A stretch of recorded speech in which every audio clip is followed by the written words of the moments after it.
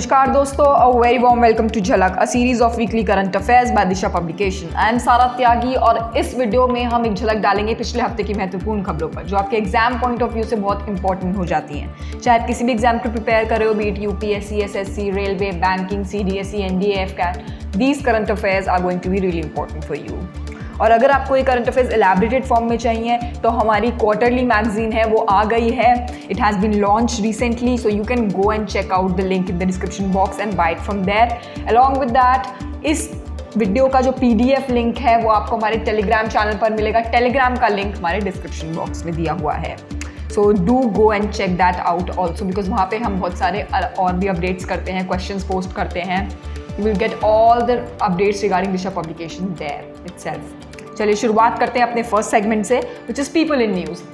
Pramod Sawant, why he is in news? Because he has taken oath as the Goa chief minister for the second consecutive time. Goa के chief minister बन चुके हैं ये on the March 28। Second time ऐसा हुआ है। दूसरी चीज़ जो इम्पॉर्टेंट है कि इन्होंने 20 सीटें जीती थी out of the 40 member Goa assembly. He is Ayurveda medical practitioner by profession. Along with that 2019 में after the death of Manohar Parrikar इन्होंने सीट ली थी गोवा की एज अ चीफ मिनिस्टर, और ये साक्वेलम कॉन्स्टिट्यूएंसी से आते हैं गोवा में। इतना आपको याद रखना है, ठीक है। अगला पर्सन इन न्यूज़ देखते हैं, गिलबर्ट हुंगबो। गिलबर्ट हुंगबो क्यों है न्यूज़ में? Because he has been appointed as the next director general of the international labour organisation. Okay, UN की ये बॉडी है, यूएन एजेंसी गवर्निंग बॉडी है ये, और गिलबर्ट हुंगबो जो है इसके 11th हेड बन चुके हैं and he is the first African to hold this post also. Okay, 1 October 2022 से इनका टर्म स्टार्ट होगा। The current director general Guy Ryder from United Kingdom, he has held the office from 2012 till date. Okay, obituaries देख लेते हैं। Miguel Van Damme, he is a veteran Belgium footballer. William Van Damme, he recently passed away at the age of 28 because उनको leucoma हो गया था। 2016 में diagnose हुए थे ल्यूकोमा से। उनका 8 ईयर का प्रोफेशनल करियर रहा है। Van Damme, he played circular bogey and made 40 appearances for the team. Okay, Miguel Van Damme, जो लोग फुटबॉल खेलते हैं जानते होंगे इनका नाम।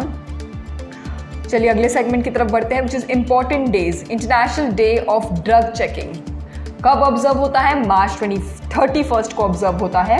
और international day of drug checking it takes place on 31 March every year and since 2017 to ensure people are educated on drugs and aware of their effects. Basically जो लोग ड्रग्स लेते हैं उनके इफेक्ट्स उन्हें पता होने चाहिए, how harmful it can be for the health. और ये डे जो है ये प्रमोट करता है reduction initiatives of drugs and reduce drug related risk.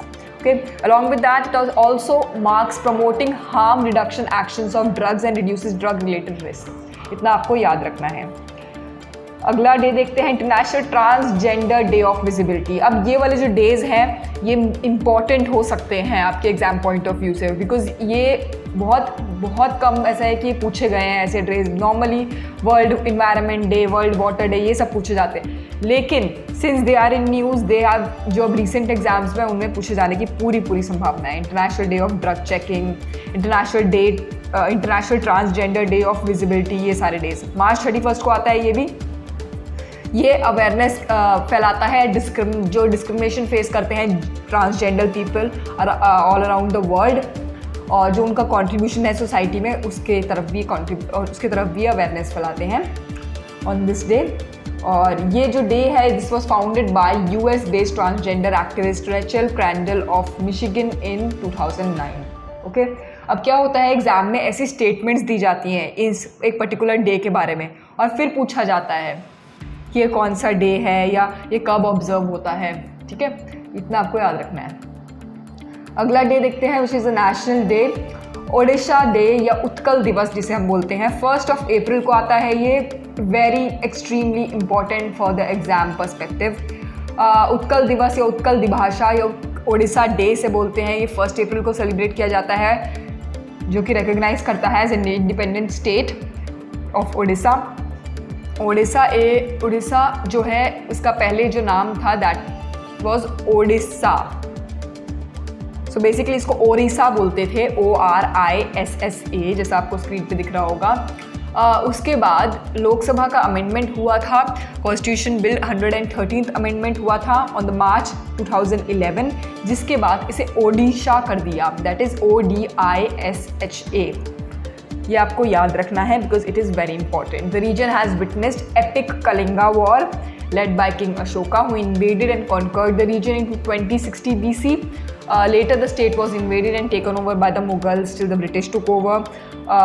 And therefore, after that, the region was divided into small units in 1803. And after the decade of struggle, the leadership of Odisha's eminent leaders, the new province came into the existence on 1st of April 1936. So basically, जो status है, state का वो 1st April 1936 में मिला था ओडिशा को। अगला दिवस देखते हैं, which is राजस्थान दिवस। राजस्थान दिवस 30th of March को ऑब्जर्व होता है। It was the 73rd foundation day of Rajasthan जो होता है, और ये स्टेट का फॉर्मेशन कब हुआ था? 30th March 1949। It was formed after merging of Rajputana into the Indian union. अगला डे देखते हैं, world autism awareness day 2nd of April। इसकी थीम रही थी इंक्लूजन इन वर्क प्लेस। जो ऑटिज्म से प्रभावित लोग हैं उनका inclusion at work place. It is celebrated across the world to spread awareness about the autism spectrum disorder, ASDD जिसे बोलते हैं। It is a neuro development disorder that affects the social interaction and communication skills of a person. चलिए बढ़ते हैं अगले segment की तरफ, which is sports segment. Australia has won ICC women's cricket world cup 2022। Australia ने beat किया है England को by 71 runs in the final, and 7th women's world cup था ये। April 3rd को हुआ था हेगले ओवल, क्राइस्टचर्च में, न्यूजीलैंड में। एल्जा हेली जो है इसमें she scored 170 runs in a match, which is also highest individual score made by any cricketer, be it a female or a male, in world cup final. World cup final में 170 run आज तक किसी ने नहीं बनाया है। She broke her own record. She was also leading run scorer in tournament with 509 runs. Total tournament में उन्होंने 509 रन बनाए थे। चलिए बढ़ते हैं अगले वर्ल्ड कप की तरफ, which is the Qatar football world cup. Canada routs Jamaica to reach world cup. So first time since 1986 ऐसा हुआ है कि कैनेडा ने क्वालिफाई किया है फॉर द वर्ल्ड कप। पहले जमाइका के साथ इसका मैच हुआ, उसके बाद she was announced as a qualifier for the Qatar 2022 football world cup. 36 years बाद ऐसा हुआ है दैट कैनेडा हैज़ क्वालिफाइड, और जमाइका के साथ इसका मैच हुआ था 4-0 से कैनेडा जीत गया था। Canada has become 20th team to qualify for the 2022 FIFA World Cup, which will feature 32 nations vying for ultimate prize. कब से कब तक होगा? नवंबर 21 से दिसंबर 18 तक होगा कतर में। अगली न्यूज़ भी है Qatar football FIFA world cup से ही। एडिडास ने रिवील की है अपनी ऑफिशियल फुटबॉल, विच इज़ अल हिलिया। ये पूछा जा सकता है एग्जाम में कि Qatar basically FIFA world cup जो कतर में हो रहा है उसकी ऑफिशियल फुटबॉल का क्या नाम है, विच इज़ अल हिला। Okay, Al Rihala is the name. Al Rihala, the official match ball for FIFA World Cup. It has been revealed, और Adidas इसको स्पॉन्सर करता है, therefore Adidas has revealed it. और बेसिकली ये जो फुटबॉल है इसको एनवायरनमेंट को माइंड में रखते हुए क्रिएट की गई है ये Al Rihala. It has been constructed entirely on water based inks and glues. So environmental का एक फैक्टर भी डाला गया है इसमें। अगले सेगमेंट को देखते हैं, which is the national news. President Kovind presents President's color to INS Valsura for its yeoman service to nation. President's color हर साल प्रेजेंट होते हैं, President's flag भी जिसे हम बोलते हैं। इस साल जो है ये INS वालसूरा को मिली है, नेवल शिप है ये, जामनगर गुजरात में, and it is a premium training facility basically of Indian Navy. It was established on December 5, 1942 in Jamnagar, Gujarat to provide domain of torpedo handling, underwater missiles and operations किए जाते हैं यहाँ पे, ठीक है। INS वालसूरा जो एक बेसिकली एक नेवल शिप का नाम है, बट देन बिकॉज वहाँ पे नेवल शिप सिचुएटेड है इसलिए उस पूरे ट्रेनिंग सेंटर को INS वालसूरा बोलते हैं। ओके, इतना आपको याद रखना है। हर साल जो है ये मैंने बताया कि प्रेसिडेंट्स कलर दिए जाते हैं। इस और इंडियन नेवी जो है, it is the first Indian arm force to get president colour by the then president doctor Rajendra Prasad. 27 मई 1951 में फर्स्ट टाइम ये दिया गया था, और इससे पहले एजीमिला को भी दिया गया है, इंडियन नेवल अकेडमी एजीमिला को दिया गया था। लास्ट टाइम मैंने डिस्कस किया था शायद झलक में ही, दैट पैरा को भी दिया गया था, पैरा फोर्सेस को भी दिया गया था ये वाला प्रेस्टिजियस प्रेसिडेंट्स कलर। अगले न्यूज़ की तरफ बढ़ते हैं। IAF unreveils new initiative for refuelling its convoys. Indian air force ने एक नया इनिशिएटिव लाए हैं जिसमें कि वो इंडियन ऑयल कॉर्पोरेशन लिमिटेड के साथ मिलकर they will refuel at fuelling station state run energy major. जो स्टेट रन एनर्जी मेजर के द्वारा फ्यूल स्टेशंस बनाए जाएंगे जहाँ पे रीफ्यूलिंग होगी इंडियन एयरफोर्स के एयरक्राफ्ट्स की। ओके, इतना आपको याद रखना है। एज पर defence ministry fleet card fuel on move has been rolled out. इसका नाम है fleet card fuel on move, facilitating refueling of convoys belonging to Indian Air Force. Under the existing system, Indian Air Force procures fuel from various agencies and then distributes it with the Air Force establishment.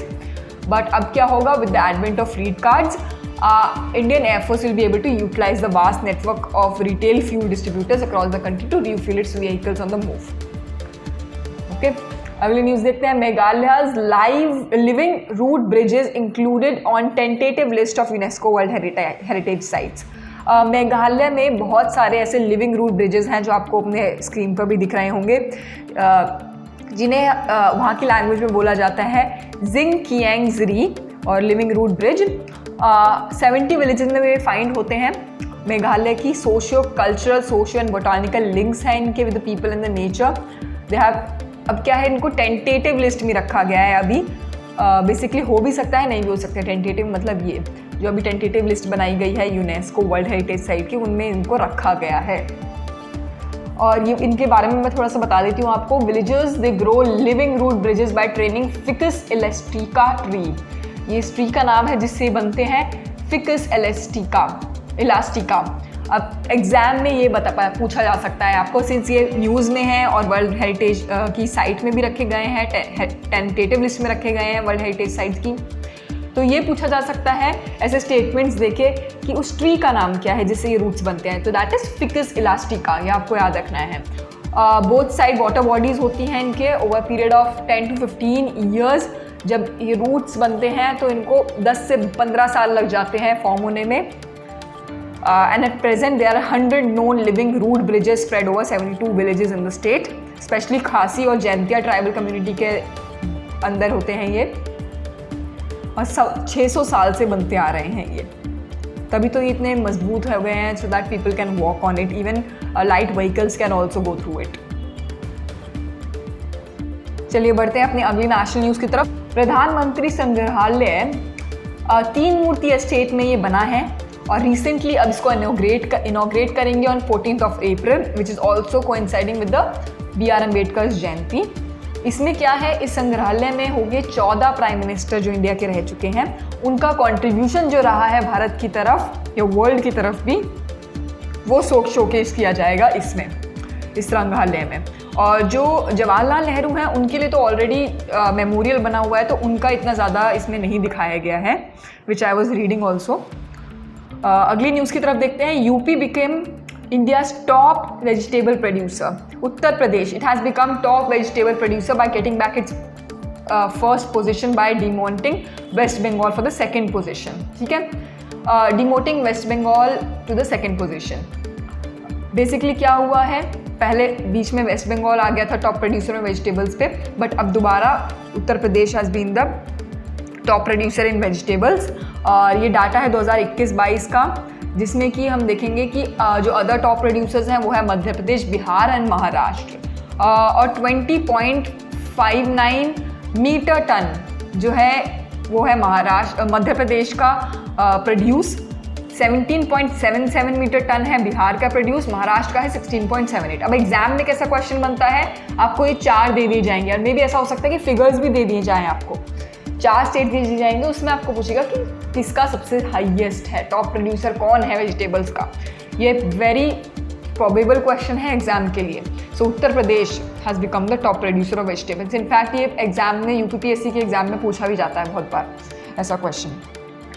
अगले news की तरफ पढ़ते हैं। Cabinet approves increase in dearness allowance dearness relief by 3% to 34%।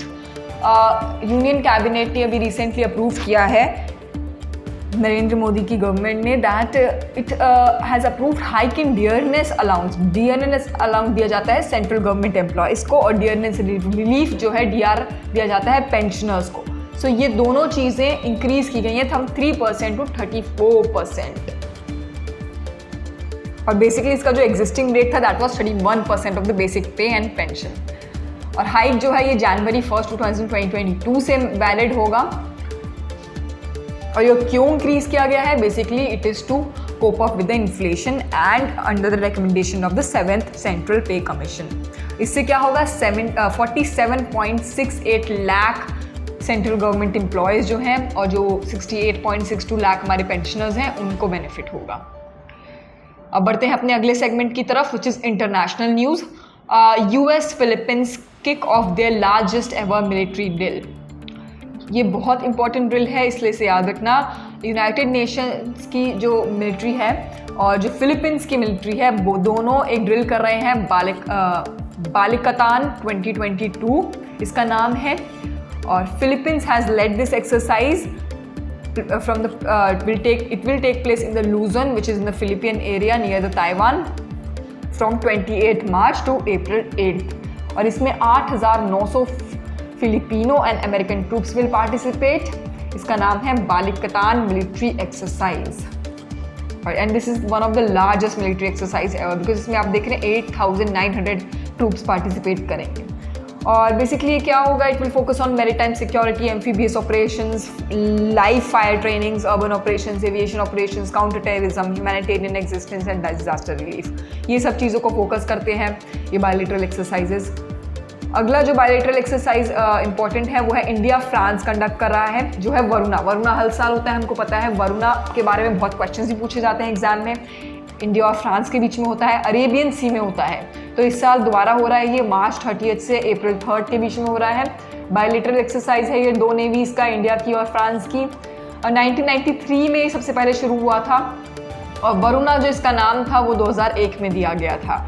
इसमें various ships, submarines, maritime petrol aircraft, high aircraft, fighter aircraft, helicopters होते हैं दो navies के, वो पार्टिसिपेट करते हैं और अपनी क्षमता को बढ़ाते हैं। ठीक है, अगला पीस देखते हैं न्यूज़ का, which is Stockholm water prize दिया गया है रिसेंटली। स्टॉकहोम वाटर प्राइज़ को हम इसको नोबेल प्राइज़ फॉर वाटर भी बोलते हैं। This is more widely considered as Nobel prize for water. किसको दिया गया है ये? It has been given to professor Wilfried ब्रुडस्टैट।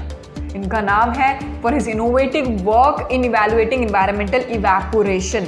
इसके ऊपर इन्होंने काम किया है काफ़ी ज़्यादा, और स्टॉकहोम इंटरनेशनल वाटर इंस्टीट्यूट इस प्राइज़ को देता है। सीवी के नाम से आप इसको याद रख सकते हैं। ठीक है, स्टॉकहोम वाटर प्राइज़। और जो प्रोफेसर बुत्सात हैं इनको मिला है, he has developed methods for quantifying evaporation and role it plays in the Earth's energy balance that allows for accurate estimations of how precipitations can evolve। ठीक है, ये वाला कॉन्सेप्ट पे इन्होंने काम किया था, बेसिकली रिसर्च की थी, उसके बाद इनको ये प्राइज़ दिया गया है। ओके, अगली न्यूज़ की तरफ बढ़ते हैं। Public emergency in Sri Lanka, extremely important news, current में चल रहा है। इसके ऊपर एडिटोरियल आर्टिकल्स भी आ रहे हैं बहुत सारे। सो आपको ये पता होना चाहिए पब्लिक इमरजेंसी क्यों लगी है श्रीलंका में। बहुत टाइम से चल रहा है, around 6 months, more than 6 month, in fact 1 year ही हो गया है अब तो, दैट इकोनॉमिक क्राइसिस एक फेस कर रहा था श्रीलंका, जिसके बाद अब वहाँ के जो सिटीजन्स हैं वो प्रोटेस्ट कर रहे हैं। प्रोटेस्ट करने के साथ साथ अब वहाँ की जो गवर्नमेंट है उसने पब्लिक इमरजेंसी डिक्लेयर कर दी है, declared a state of emergency. और अब वहाँ पे क्या हुआ है, हमने रिसेंटली, अगर आपने कल की भी न्यूज़ देखी हो तो उसमें बताया गया था कि वहाँ के कैबिनेट मिनिस्टर्स हैं उन्होंने भी रिज़ाइन दे दिया था। This was declared after 100 of citizens in the country try to storm his house. तो जो वहाँ के प्रेसिडेंट है गोटाबाया राजपक्षे, उन्होंने बेसिकली 2 भाई हैं वो, उन्होंने क्या किया था, the one is president and other one is the prime minister. इन्होंने क्या किया था, they started storming the house. जो वहाँ के सिटीजन्स हैं इन लोगों के घरों पर पत्थर फेंकने, ईंटें फेंकना शुरू कर दिया था. They came into the anger over the economic crisis that Sri Lanka was facing, and उसके बाद इन्होंने पब्लिक इमरजेंसी डिक्लेयर कर दी थी. So now also citizens are again protesting and calling for his resignations. Although cabinet ministers ने अभी resign किया है, but the citizens they are waiting for the president's resignation also. The nation is facing a severe essential shortage of rise in prices, crippling power cuts, और वहाँ पे बहुत ज़्यादा जो है इन्फ्लेशन भी हो रहा है. रिपोर्ट्स एंड रैंकिंग सेगमेंट्स की तरफ बढ़ते हैं, which is info Hurun global under 40 self made billionaires 2022 की रैंकिंग आई है. हुरून रिसर्च इंस्टीट्यूट ये रिलीज़ करता है Hurun global 40 under self made billionaire 2022. इसमें 40 साल से जो नीचे के सेल्फ मेड बिलियनर्स हैं उनका नाम आया है, जिसमें कि the first person who is the world's richest self-made billionaire under age of 40 is the Meta CEO Mark Zuckerberg. हमें पता है Facebook has now become Meta, तो इसलिए मैंने बोला Meta CEO. आप अपने WhatsApp पे भी देखेंगे तो नीचे लिखा आता है बाय Meta. So Facebook का दूसरा नाम है Meta. The USA it leads the list of 37 self-made billionaires. China में 25 हैं, यूके में 8 हैं, इंडिया में 6 हैं, स्वीडन में 3 हैं ऐसे. So these are the top 5 countries जहाँ पे वर्ल्ड के रिचेस्ट बिलियनियर्स हैं अंडर 40. इसके बाद जो मार्क ज़करबर्ग के बाद हैं वो हैं ByteDance. He is the CEO of Zhangming. FTX के CEO हैं सैम बेकम फ्राइड. Airbnb के जो CEO हैं ब्रायन चेस्की. फेसबुक के जो को फाउंडर हैं Justin मॉस्कोविच. All of them come into the top billionaires list of under 40. Okay, so that was it for the week. हमने सबसे important news डिस्कस की हैं इस वाले वीडियो में. I hope you're liking this series. If you are, please do share it with your friends, your family. Please share your knowledge that you have gained and have a good week ahead. Please do subscribe the channel, hit the bell icon for more updates. धन्यवाद.